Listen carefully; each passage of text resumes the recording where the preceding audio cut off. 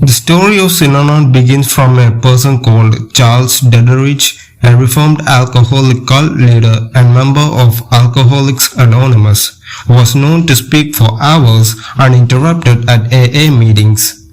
Those suffering from addictions to illegal drugs were not always welcomed into AA meetings because it was considered that their addiction issues were significantly different from those suffered by alcoholics. Dedderich, after taking LSD, decided to create his own program to respond to their needs. He was said to have coined the phrase, "Today is the first day of the rest of your life." After his small group called Tender Loving Care gained a significant following, Dedderich incorporated the organization into the Synanon Foundation in 1958.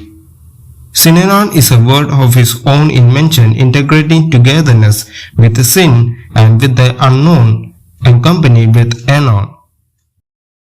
In 1959, Synanon moved from their small storefront to an abandoned armory on the beach. In the early 1960s, Charles was able to utilize the media and his Hollywood associates to promote his organization. In 1967, Synanon purchased the club Casa del Mar, a large beachside hotel in Santa Monica, and this was used as its headquarters and as a dormitory for those undergoing treatment for drug addiction. Later on, Synanon acquired a large building that had been the home of the Athens Athletic Club in Oakland, California, and then transformed it into a residential facility for Synanon's members. The manipulation process started in Synanon after a process called the game was created. The game was presented as a therapeutic tool and linked to form of a group therapy, but it has been criticized as a form of a social control in which members humiliated one another and encouraged the exposure of one another's innermost weaknesses. Beginning in the mid-1970s, women in Synanon were required to shave their heads and married couples were made to break up and take new partners. Men were given forced vasectomies and a few pregnant women were forced to have abortions. Entrance into the Synanon community required a strong initial commitment. Newcomers were first interviewed by Synanon leadership to gain entrance into the community. Upon their arrival, those newcomers were forced to quit using drugs cold turkey, going through withdrawal for the first few days in the program.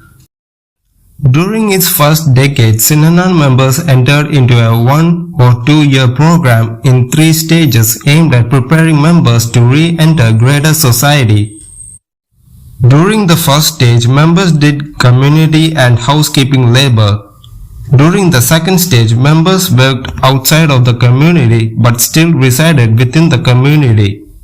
Finally, during the third stage, members both worked and lived outside of the community but still attended regular meetings. Initially, it was claimed that Synanon did not support violence. Dedderich later changed the rules to allow for violence in order to maintain control. Much of the violence by Synanon had been carried out by a group within Synanon called Imperial Marines.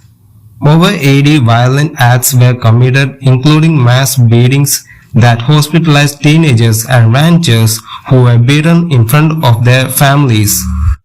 People who left the organization were at risk of physical violence for being a splitty. One ex-member, Phil Ritter, was beaten so severely that his skull was fractured and he subsequently fell into a coma with a near-fatal case of bacterial meningitis.